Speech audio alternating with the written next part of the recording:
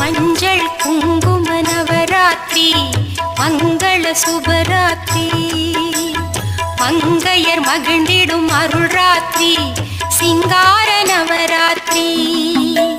நமது ஆலயத்தில் வருடம் நடைபெறக்கூடிய நவராத்திரி விழாவை முன்னிட்டு வருகின்ற 3/10/2024 முதல் ஆரம்பித்து தொடர்ச்சியாக 10 நாட்கள் சிறப்பு அம்பாளுக்கு சிறப்பு அபிஷேகம் மற்றும் மாலை 7 மணி அளவில் சிறப்பு அலங்காரத்துடன் மகா தீபாராதனை பிரசாதம் வழங்குதல் நடைபெற இருக்கின்றது.